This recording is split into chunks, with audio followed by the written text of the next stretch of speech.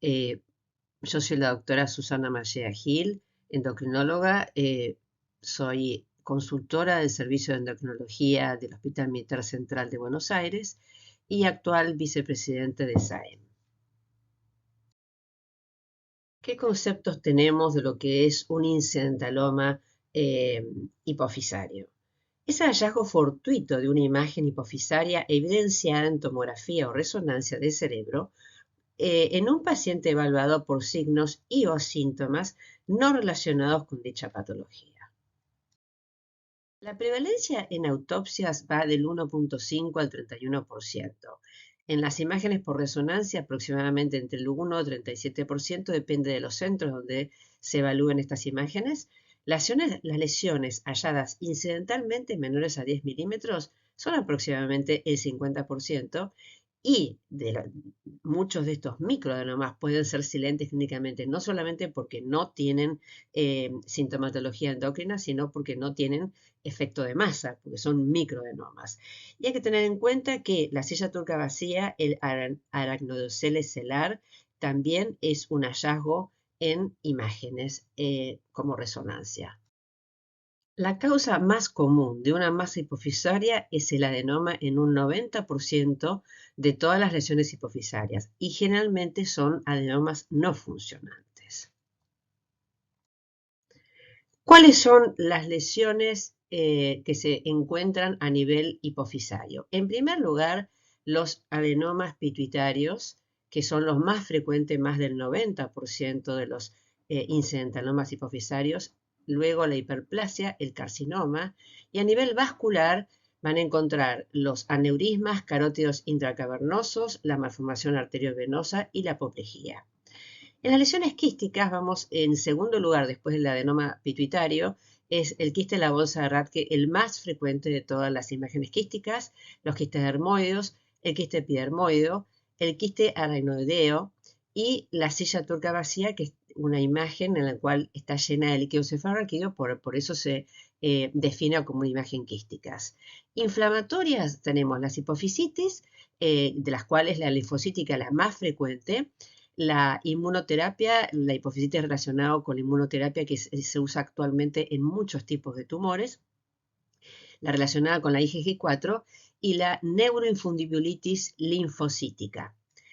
Otras imágenes, el craniofaringioma, que es bastante frecuente, los meningiomas, las metástasis como mama, pulmón, próstata, los linfomas del sistema nervioso central, el plasmocitoma, el condrosarcoma, germinoma, glioma hipotalámico, pituicitoma, y los infiltrativas, la sarcoidosis, la amiloidosis, la hemocromatosis, la histocitosis de célula de Langerhans, el granuloma eosinófilo, la granulomatosis de Wegener, y entre otros artefactos técnicos, la anatomía, una variante anatómica normal, y las infecciosas, los abscesos bacterianos, la tuberculosis, las infecciones fúngicas y la sífilis.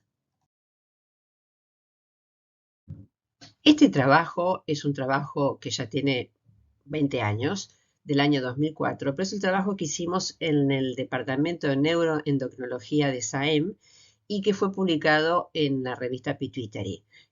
Fue un estudio multicéntrico, retrospectivo, y que ya tiene muchos años, pero nosotros describimos algo que no estaba descrito, que ahora más adelante se los voy a comentar. ¿Cuáles fueron los objetivos? En primer lugar, el establecer el motivo de consulta más frecuente, evaluar la incidencia de macro versus micro, estudiar la morbilidad endocrina y neurológica, evaluar la necesidad de tratamiento quirúrgico y o endocrinológico y clasificar los tumores operados histopatológicamente y por inmunohistoquímica. Se incluyeron 46 pacientes, 22 varones y 24 mujeres, de edad entre 16 y 77 años, estudiados entre los años 1994 al año 2000. Se realizó evaluación clínica, bioquímica y por resonancia. Fue un estudio retrospectivo con un seguimiento medio de 3 años, 2 años. ¿Cuáles fueron los motivos de consulta para la realización de estudios por imágenes en el sistema nervioso central? En primer lugar, las cefaleas, que es el motivo más frecuente, el traumatismo del cráneo, la sinusitis, el accidente cerebrovascular, las convulsiones, el vértigo, otros trastornos nésicos como alteraciones de la marcha y síndrome convulsional. Estas son las causas que nosotros tuvimos en el estudio. ¿Cuáles son los resultados en cuanto a las imágenes que tuvimos? En primer lugar, vamos a encontrar, y esto es lo importante que nosotros encontramos en nuestro trabajo y que fuimos los primeros que dijimos que había más imágenes de macroadenomas con respecto a las microadenomas. Hasta ahora las imágenes que estaban descritas en la bibliografía eran de pequeñas imágenes de micro. Y el tamaño de los microadenomas encontramos de 12 a 52 milímetros. El 75% de los varones presentaban macroadenomas. ¿Qué disfunciones endocrinas encontramos? El 41% tuvieron hipopituitarismo parcial, hipogonadismo el 30%, hipotiroidismo secundario el 13% y hipoadrenalismo el 8%, casi 9%. El 22% tenían hiperprolactinemia por desconexión y el 15% eran prolactinoma. Con respecto a las alteraciones visuales, presentaron alteración en el campo visual 22%, 10 pacientes, y 4 tenían hemianopsia bitemporal, 3 cuadrantopsias, 2 disminución concéntrica y un escotoma. Llama la atención que los pacientes con hemianopsia bitemporal no habían consultado por alteraciones de la visión. Con respecto al tratamiento y al seguimiento, el tratamiento se basó en la alteración del campo visual y el tamaño tumoral. 37%, 17 pacientes tuvieron tratamiento quirúrgico por vía transeptoesfenoidal, la mayoría de ellos. 19%, 9 pacientes tuvieron tratamiento con agonista dopaminérgico. 1 de 7 macroadenomas, 1 de 11 micro no operados aumentaron su tamaño durante el seguimiento. Con respecto a la anatomía patológica de los pacientes operados, adenomas pituitarios fueron la gran mayoría, 94%, y un 6% craneofaringiomas, que fue un paciente. La inmunohistoquímica de los pacientes fue 23% eran gonadotropinomas, 31% adenomas plurihormonales, 15% inmunohistoquímica positiva para hormona de crecimiento y el 31% fueron adenomas no reactivos para hormonas anterohipofisarias. Las conclusiones de nuestro trabajo fueron que este estudio muestra un alto porcentaje de incidentalomas hipofisarios que son macroadenomas, cosa que no estaba descrito anteriormente. La mayoría de los macroadenomas fueron en hombres y eran adenomas clínicamente no funcionantes. El 37% requirió cirugía y sustitución hormonal. Y contrariamente a los hallazgos en autopsias y en estudios por resonancia magnética, estos tumores pueden no ser clínicamente inocentes y deben ser estudiados y tratados como tumores hipofisarios no incidentales. Esta es una revisión del grupo de Molich, publicada posteriormente, donde se evalúa qué hay que evaluar en pacientes con incidentalomas pituitarios. La evaluación endocrinológica en masas accidentales debe ser necesaria, es necesaria aún en pacientes asintomáticos. Se debe medir prolactina, IGF-1, la prueba de tolerancia es optativa, generalmente no se pide de entrada.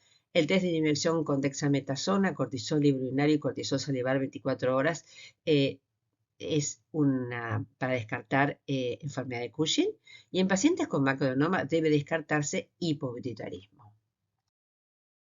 El grupo de Molich realizó una revisión bibliográfica de lo publicado hasta el momento, en el cual vamos a encontrar nuestro trabajo aquí, y lo que realizó fue, tanto en macroadenomas como en microadenomas, qué pasaba en la evolución.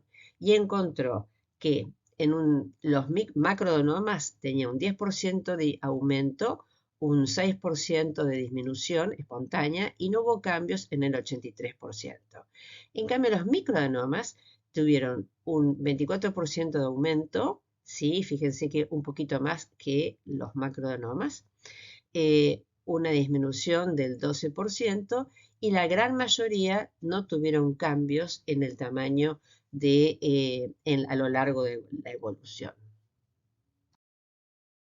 Esta es la guía de la Endocrine Society publicada en el JCM en el año 2011, donde se define lo que es incidentaloma pituitario, una lesión pituitaria previamente no sospechada, descubierta en un estudio por imágenes, por una razón no relacionada, como cefalías y otros trastornos neurológicos de cabeza y cuello, trastornos del sistema nervioso central o trauma encefálico.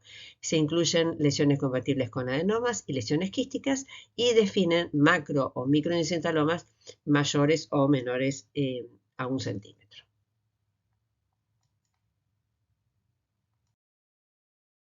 Con respecto a la etiología, la verdadera etiología a veces se desconoce porque los pacientes no se operan. La mayoría son adenomas pituitarios, más del 90%, y el resto quista de la bolsa de Rathke y craneofaringiomas. Y de los operados, lo que se encontró en la evaluación de la bibliografía, que la mitad de los pacientes no reaccionaban con ninguna hormona hipofisaria, null cell, plurihormonal el 20%, gonadotropinomas el 15% y reactivos para hormona de crecimiento un 10% sin tener acromegalia. Epidemiología encontraron en los datos de 10 trabajos, 45% fueron macroincidentalomas, mucho mayor que el 10% hallado en autopsias. ¿Qué realizar en la evaluación inicial del paciente con incidentaloma pituitario? En primer lugar, realizar una historia clínica completa con examen físico, excluir hipopituitarismo o hipersecreción hormonal. Y en la evaluación clínica y de laboratorio para descartar hipersecreción o hipopituitarismo en todos los pacientes, aún en los asintomáticos, cuando uno busca hiperfunción, realizar dosaje de prolactina, IGF-1, cortisol libre urinario, cortisol salival, la CTH con signos de interrogación, y para evaluar hipopituitarismo, en el screening inicial hay que realizar T4 libre, cortisol matinal, testosterona, IGF-1, y se encontró en la bibliografía que había una falla gonadal dentro de la evaluación de un 30%, que es el más frecuente, nosotros tuvimos también el más frecuente, tiroideo en un 28%, adrenal en un 18% y déficit de hormona de crecimiento en un 8%. Un evento muy importante es que cuando hay pacientes que tengan incidentaloma cercano al quiasma en la resonancia, hay que realizar el examen de campo visual. Recomiendan que en incidentalomas diagnosticados por tomografía realizar resonancia. Con respecto al seguimiento de los incidentalomas, los pacientes que no tengan criterio quirúrgico de remoción tumoral podrían realizar un seguimiento clínico siguiente. En la resonancia a los 6 meses de la imagen inicial, en macroincidentalomas y al año, si es un microincidentaloma, en pacientes que no cambian el tamaño, realizar una resonancia anual en macroadenomas y cada 1 o 2 años en microadenomas durante 3 años y menos frecuentemente posteriormente, de 5 o 6 años. El campo visual debe realizarse en los macroadenomas que estén cercanos o compriman el quiasma. No es necesario en micro, alejados que no desarrollan nuevos síntomas. Con respecto a las indicaciones quirúrgicas, se recomiendan cuando hay déficit campimétrico o anormalidades visuales, lesión que comprime nervios o la vía óptica, apoplejía hipofisaria con disturbios visuales, tumores hipersecretantes, excepto los prolactinomas que se tratan con agonistas dopaminérgicos. Y sugieren realizar eventualmente cirugía si hay aumento del incidentaloma, pérdida de función endocrina, lesión próxima al quiasma, deseo de embarazo, que es una cosa bastante discutible, y cefalea irremediable. Este es un trabajo del grupo de Beckers de Bélgica que es muy interesante porque habla de la evaluación neuroradiológica y el diagnóstico diferencial de los incidentalomas. Ellos definen al incidentaloma pituitario como un producto de la tecnología de imágenes moderna. El término incidentaloma no es un diagnóstico distintivo ni una entidad patológica. Es una designación colectiva para diferentes entidades que son descubiertas fortuitamente, requieren un trabajo diagnóstico basado en el aporte de radiólogos, endocrinólogos y frecuentemente cirujanos. Además de las patologías que afectan la hipófisis, se requiere un conocimiento exhaustivo de las características radiológicas de las variantes normales y de los artefactos técnicos para arribar a los diagnósticos diferenciales en forma segura. Después de una evaluación radiológica y hormonal, la gran mayoría de los incidentalomas resulta ser microadenomas no funcionantes o quistes de la bolsa de Rathke. El diagnóstico diferencial de los incidentalomas pituitarios ellos encontraron que, y es lo que está descrito en la bibliografía y lo que todos encontramos como causa más frecuente, el adenoma pituitario en primer lugar, el quiste de la bolsa de Rathke en segundo lugar y en tercer lugar los meningiomas. Este trabajo describe muy bien las variantes pituitarias. En casi la mitad de las mujeres el contorno pituitario es convexo, sin embargo el tamaño pituitario rara vez excede los 9 milímetros. La hiperplasia lactotropa en el embarazo, que es bastante frecuente, lo que pasa es que, generalmente es poco frecuente que se haga una resonancia en el embarazo, pero puede ser un embarazo reciente en el cual se tuvo que hacer una imagen por alguna sintomatología del sistema nervioso central, la hiperplasia pituitaria en el hipotiroidismo primario no tratado, la hiperplasia hipofisaria por hormonas hipotalámicas que producen CRH o GHRH y la hiperplasia hipofisaria por falta de feedback de las hormonas sexuales en el síndrome de Klinefelter. Basado en el lento crecimiento de los microadenomas y de los quistes de la bolsa de Rathke, la vigilancia periódica de la resonancia magnética se considera una adecuada estrategia de manejo. Un seguimiento más estricto son necesarios para los macroadenomas ya que crecen más frecuentemente. Actualmente están apareciendo incidentalomas pituitarios en PET realizados en pacientes con cáncer, cada vez más. La causa más común de investigaciones por imágenes es la cefalea y eso concuerda en todos los trabajos. Y hay otras indicaciones como trauma, accidente cerebrovascular, accidente isquémico transitorio, sinusitis, desórdenes cervicales, pérdida de la visión, síncope. ¿Qué se hace cuando se descubre un incidentaloma? Se realizan los diagnósticos diferenciales y el clínico debe decidir qué hacer. El manejo de los incidentalomas pituitarios depende de la sospecha de la naturaleza del tumor, si es un adenoma, un craniofaringioma u otra imagen, del tamaño y la sintomatología visual y neurológica y el estado hormonal, que haya una hipofunción, una hiperfunción o que haya una secreción normal. En el tratamiento, la neurocirugía sería el tratamiento de elección en muchas lesiones no secretantes y secretantes que causan anormalidades visuales debido a compresión quiasmática o signos de masa tumoral.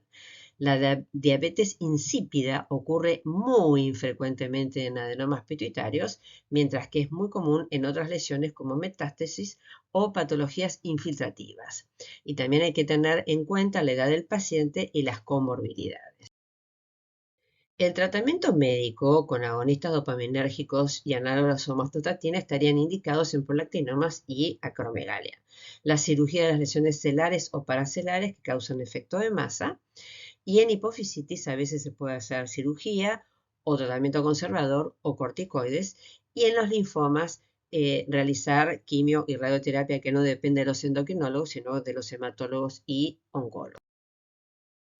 Este es un trabajo de Serbia en el cual hablan de que en el PET aparecen imágenes pituitarias. Ellos describen un paciente de 70 años con antecedentes de carcinoma de pulmón y de colon y que en la evaluación por PET encuentran una imagen pituitaria. Ellos deciden operarlo y se hizo el diagnóstico de un adenoma gonotropo. En la evaluación de la biografía de pacientes en los cuales se han realizado PET por cualquier evaluación de cáncer y se encontró masas pituitarias. Ellos llaman, la mayoría son macroadenomas, pero van a ver que hay mesoadenomas que son en realidad tumores de 1 o 2 centímetros, son macroadenomas más pequeños, y encontraron algunos en la biografía de microadenomas. Casi la mayoría no tenía síntomas o no estaban referidos y encontraron 2 pacientes con aumento de hormona de crecimiento con anatomía patológica que constataba que tenían aumento de hormona de crecimiento, tenían acromegalia. En el caso de ellos, era un tumor no funcionante y que era un gonadotropinoma. Este es un trabajo publicado del grupo italiano en Neuroendocrinology del año 2020. Es un estudio retrospectivo de 371 pacientes de 2 centros de Italia entre 1980 y 2018. 296 pacientes tenían seguimiento de los 371 y analizaron la presentación clínica, el diagnóstico y el seguimiento. Y en la evaluación hormonal encontraron hipogonadismo en un 15%, hipoadrenalismo en un 10% y un hipotiroidismo en el 5%. En la imagen, el 50%, casi 51%, eran microadenomas y el compromiso del campo visual al diagnóstico era de un 35%. Y el 35%, 0.6, casi 36%, eran hombres. En este trabajo los hombres eran mayores y tenían más mayores de edad. El 23, casi 24% tenían déficits hormonales. Los déficits hormonales son más frecuentes en los macroadenomas, 36% versus 11% en microadenomas. Eran los pacientes de mayor edad y el hipogonadismo fue el más frecuente, que es lo que todos encontramos. 296 pacientes tuvieron seguimiento, el 29%, casi 30%, requirieron cirugía al diagnóstico, el 15% crecieron, más frecuente los macroadenomas, el 5% desarrollaron nuevos déficits hormonales, el 60% sin relación al crecimiento tumoral, esto es una cosa que encontraron ellos, y la mayoría, casi el 95%, estuvieron una evaluación de estabilidad a lo largo del seguimiento. El 13% requirieron cirugía durante el seguimiento. Las conclusiones de este trabajo fueron que los macroadenomas y la edad fueron factores de riesgo para estos adenomas no funcionantes incidentales, los cuales se presentaron así en un cuarto de los pacientes. Durante el seguimiento, los macroadenomas tendieron a crecer más frecuentemente. Los microadenomas presentaron un crecimiento en el seguimiento a largo plazo y el deterioro de la función pituitaria no siempre está relacionado con el crecimiento tumoral. Esto es algo que ellos encontraron, deterioro de la función hipofisaria sin crecimiento tumoral. Este es un trabajo del grupo de Melmet, en el cual se evaluaron prospectivamente la real incidencia de los hallazgos celares en las imágenes. Se evaluaron adultos que realizaron tomografía y resonancia durante un año por cualquier causa no relacionada con patología celular y se incluyeron 3.782 pacientes de 9.572 estudios de enero a diciembre del 2019. Eran pacientes externos e internados. Ellos encontraron que la silla turca era la causa más frecuente de imagen en la resonancia y en la tomografía. Y en especial la silla turca parcialmente vacía, el agrandamiento pituitario y la silla turca totalmente vacía. Esos son los hallazgos más frecuentes. Ellos no hallaron los adenomas. Fíjense que los adenomas tienen muy poca frecuencia y los microadenomas aún menos frecuencia. Y la detección fue por resonancia magnética y mucho menos, ya no hubo ningún caso de micro y macroadenomas hallados por tomografía computada. Los hallazgos celares reales se encontraron en 45 pacientes y la prevalencia fue de 1.2%, más frecuentemente en pacientes internados. La silla turca vacía y la silla turca parcialmente vacía fueron los hallazgos más frecuentes, más del doble en la resonancia que en tomografía computada, y las otras lesiones halladas por resonancia fueron microadenomas y macroadenomas. Las conclusiones de este trabajo fue que la frecuencia de lesiones celulares incidentales en pacientes sin desórdenes pituitarios es baja. Y dada la frecuencia baja de comportamiento agresivo de estas lesiones, la significancia clínica del hallazgo incidental real de patología celular no debería ser sobreestimada. Esta es una publicación del grupo de María Flesseriu del año 2021 en el cual yo mostré las patologías en este mismo trabajo, pero al comienzo de esta presentación, de los diagnósticos diferenciales de masas pituitarias incidentalmente descubiertas. Ellos hacen una revisión de los trabajos publicados hasta el momento de incidentalomas. Acá tenemos el nuestro, 2016, y hallan de que los pacientes, la cantidad de pacientes que va el máximo 506 y de 31 es el más pequeño grupo, macroadenoma, fíjense que es la mayoría, 70%, 78%, 60%, o sea, 85%, la mayoría son macroadenomas, que es lo que nosotros vimos. Y con respecto al subtipo de tumor, los no funcionantes son los más frecuentes. Los no funcionantes le siguen los quistes de la bolsa de Rathke y los platinomas. Hipopituitarismo encontraron en un 0 a un 31 a un 41%. En general, la cirugía se indicó entre un 30, 48 es el mayor, pero igual hay 3.2, o sea, en general se operan de los incitalomas una tercera parte aproximadamente, un 30%, como 40 es mucho. Encontraron defectos del campo visual, por supuesto, aquellos pacientes que sí son los que está indicada la cirugía, y en los cuales hay el 35-40% pueden tener compromiso del campo visual. Y el crecimiento o recurrencia de la masa hipofisaria básicamente es variable en base al seguimiento de los trabajos. Este es un algoritmo publicado en el mismo artículo de cómo es el manejo de los incidentalomas pituitarios. Si hay una hiperfunción, un adenoma hiperfuncionante, bueno, si es un prolactinoma, agonista dopaminérgico. Si es un Cushing acromegalia o un tumor mixto, suele ser cirugía o tratamiento médico si no es curado con la cirugía. Las lesiones quísticas, como quiste de la bolsa de Rathke, o los tumores adenomas no funcionantes, si son pequeños, en general se hace un seguimiento por resonancia y una evaluación clínica y se repiten las imágenes, la función pituitaria si hubiera nuevas deficiencias. Si es una imagen entre 6 y 9 milímetros, puede ser que vaya. Si tiene una función normal, tiene el mismo algoritmo, y si tiene una alteración en la función, entonces ahí hay que realizar una resonancia a los 6 meses y el campo visual si está cerca del quiasma óptico. Y resonancia, evaluación clínica y funcional hormonal entre una vez cada 2 o 3 años o una vez cada 3 o 4 años y cada 3 o 5 años. Y la evaluación del campo visual en aquellos que obviamente son macroadenomas, por supuesto. Y cuando hay otros tipos de lesiones celulares, bueno, se refiere o se discute el caso con el neurocirujano.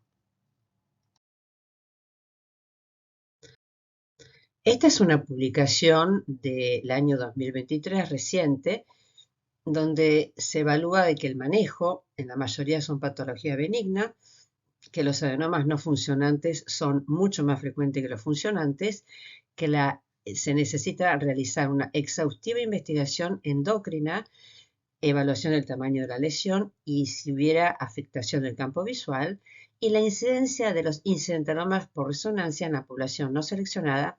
Ellos encuentran que hay entre un 10 a un 38% de microadenomas y entre 0.16 a 0.3 en macroadenomas. Este es un trabajo reciente, publicado a fines del 2023, del grupo de Mercedes Piñeiro, del grupo del Hospital de Clínica de Montevideo. A diferencia de la publicación de Molich, que fue un estudio prospectivo, este fue un estudio retrospectivo.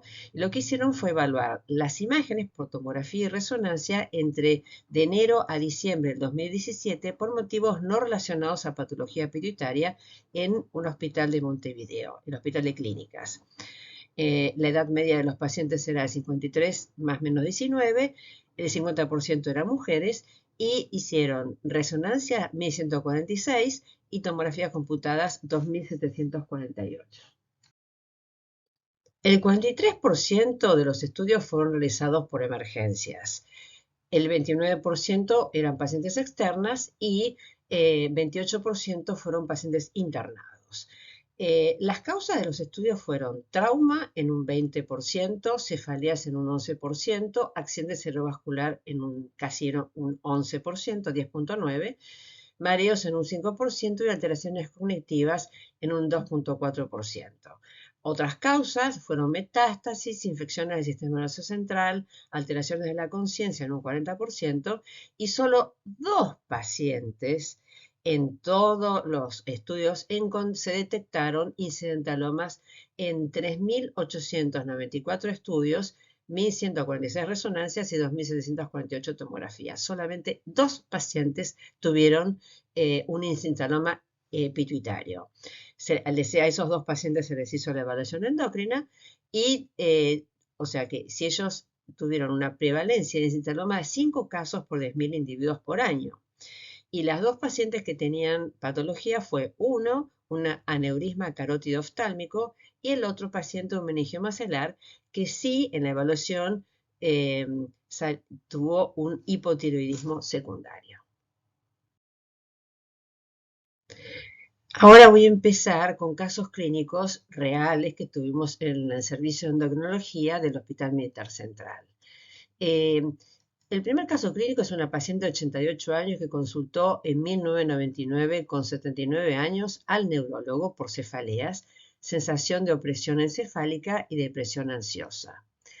Tenía como antecedente un hipotiroidismo primario de 20 años de evolución en tratamiento con levotiroxina. La paciente era paciente del servicio de endocrinología, pero consultó por esos síntomas al neurólogo.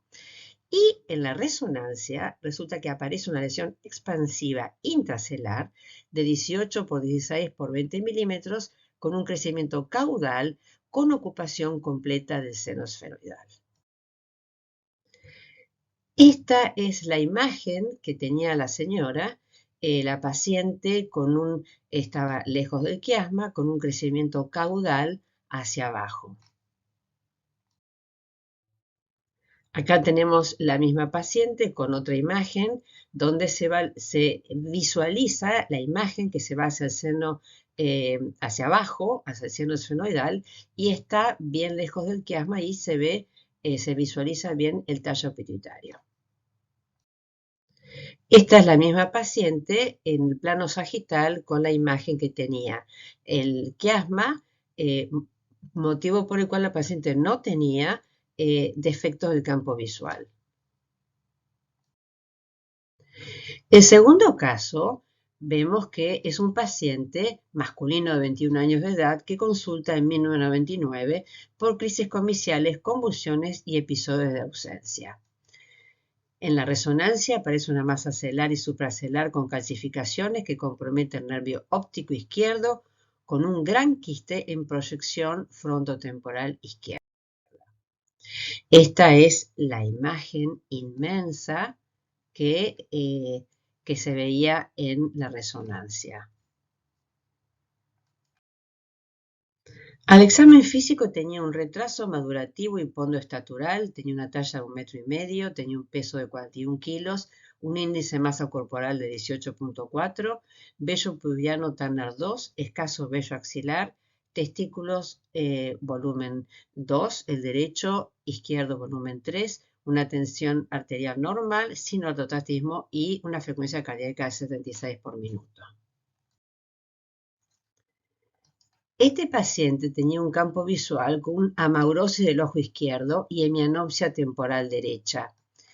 Y en el laboratorio hormonal tenía un panhipopituitarismo porque tenía FSH de 0, LH de 0, una testosterona de 0, una prolactina de 10, una T4 libre baja, una TSH baja y un cortisol bajo.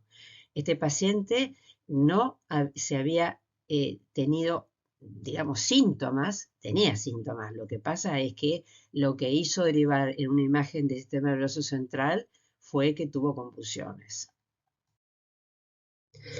Este caso clínico es de un paciente de 50 años que presenta en junio del 2013 una fascia de expresión. En la tomografía computada se visualiza un accidente isquémico parietal y además una imagen celular.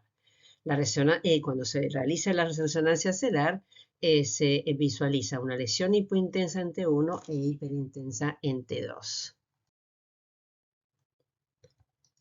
Esta es la imagen que aparece, acá no tiene la imagen del accidente cerebrovascular, pero esta es la imagen que aparece en la resonancia después de la tomografía donde se detectó el accidente cerebrovascular isquémico.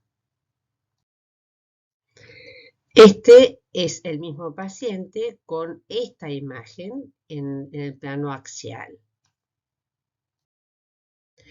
Esta es la evaluación hormonal del paciente se había detectado la masa celular en la tomografía y después se realizó por accidente cerebrovascular. Esa fue la causa de la imagen. El laboratorio prequirúrgico muestra un LH baja, un FSH normal baja, una prolactina normal, una T4 libre al límite inferior, una testosterona de 2.35 y un cortisol de 8. El paciente se opera y se hace diagnóstico en julio del 2013 de un adenoma gonadotropo con marcación positiva para FSH y en la evaluación postquirúrgica fíjense la diferencia. Tiene FSH igual, no tuvo gran diferencia, pero una prolactina que bajó, evidentemente había un compromiso probablemente de compresión del tallo, la T4 libre aumentó, una testosterona que se mantuvo y un cortisol, fíjense que de 8 pasó a 20. Este es otro caso clínico que tenía 65 años, pero tenía antecedentes de tiroiditis y Hashimoto con un bocio polinodular en la cual se había realizado una punción y que dio categoría 2 de Bethesda en el año 2003, que tenía 51 años. A los 62 años se realiza una resonancia por presentar temblor distal, la paciente, pero tenía el antecedente de que tuvo un hijo que falleció por una cerebritis por ecovirus. Esta paciente aparece con una imagen con un quiste pituitario de 9.5 por 5.5 y tenía un laboratorio endocrinológico totalmente normal. Este es otro caso de una paciente femenina con antecedente de hipotiroidismo por tiroiditis Hashimoto, diagnosticado en el año 2000. A los 66 años, en el año 2013, es derivada por neurología porque se había realizado una resonancia por antecedente de que la madre tenía enfermedad de Alzheimer. O sea, fíjense que el motivo de la resonancia es su preocupación de la probabilidad de tener enfermedad de Alzheimer, porque la madre lo tenía, y la paciente era paciente de endocrinología porque tenía tiroiditis de Hashimoto. La paciente en la resonancia aparece un macroadenoma de 15 por 12 milímetros, isointenso en T1, heterogéneo en T2, que no refuerza con gadolinium. Entonces se realiza una cirugía y el resultado fue que tenía un gonotropinoma con marcación positiva para FSH.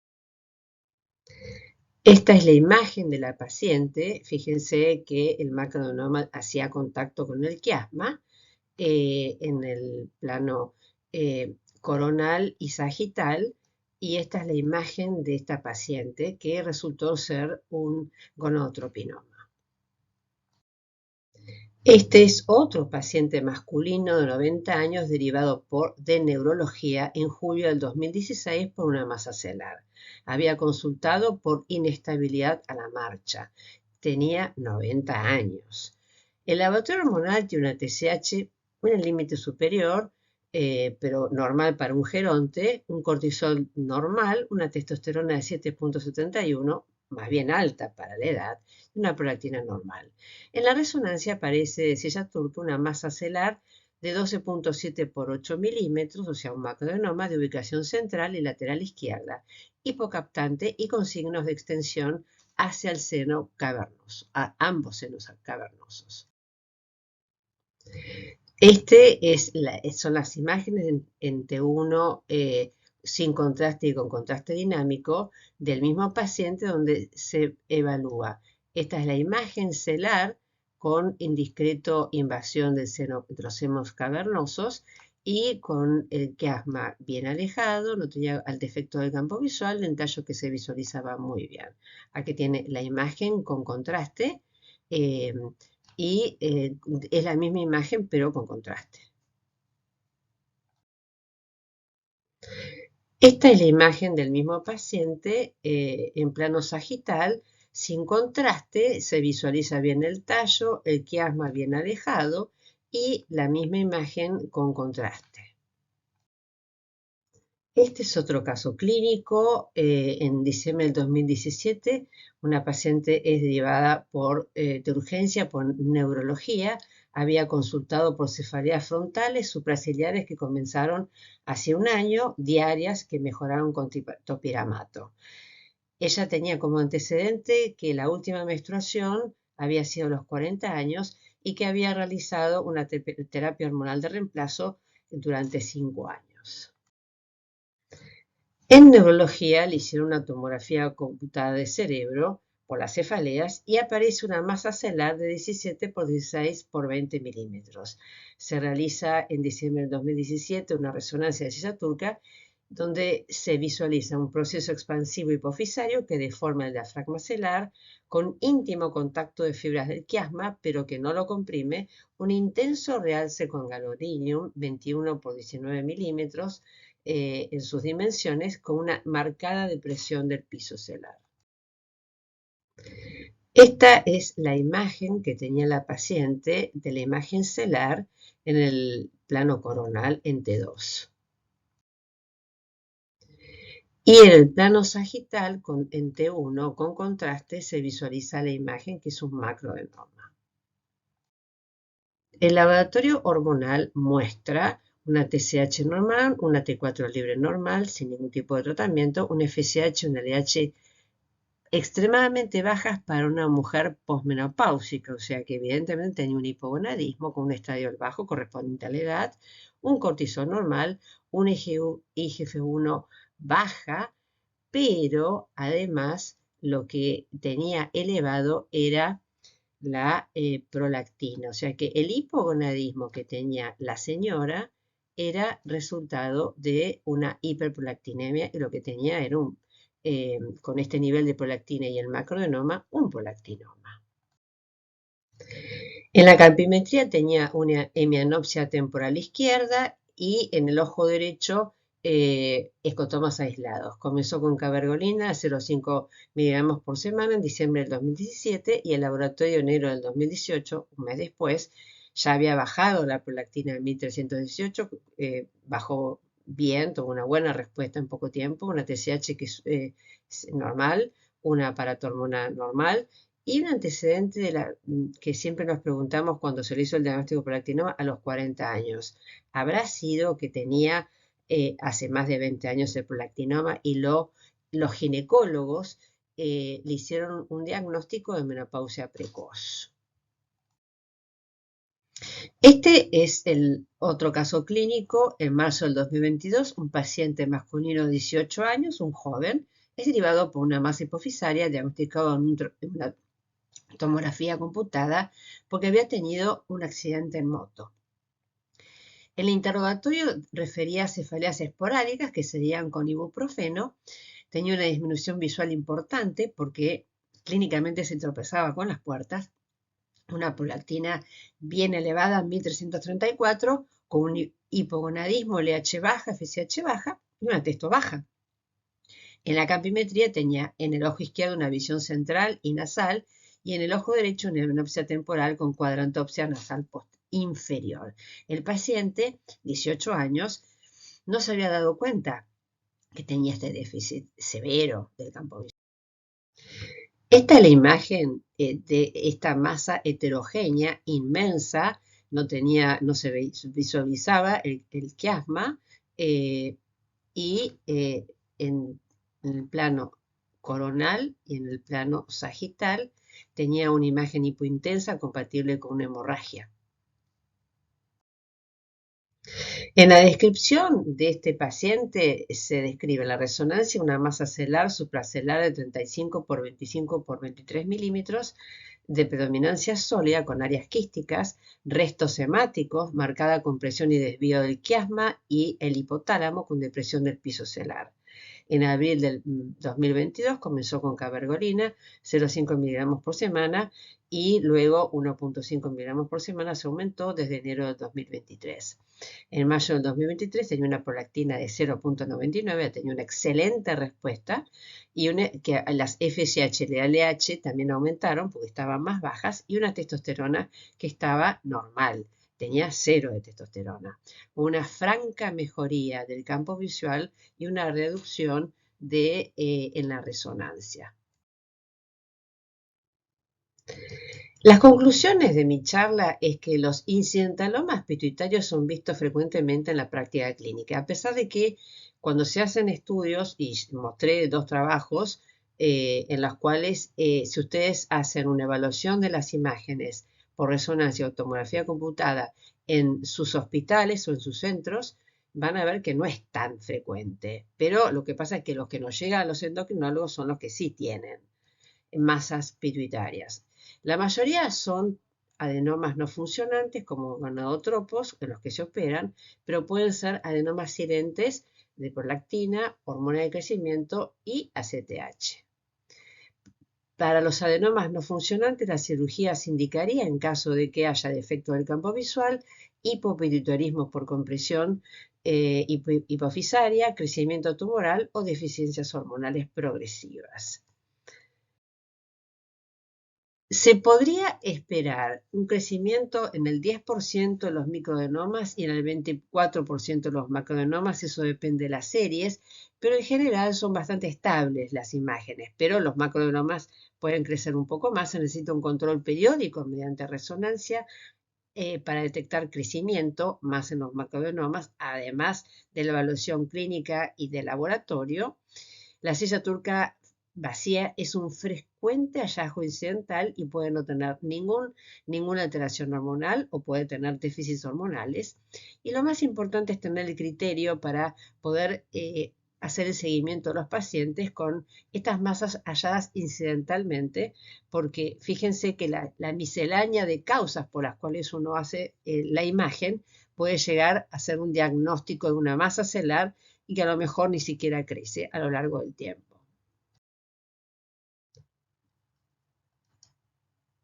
Muchas gracias.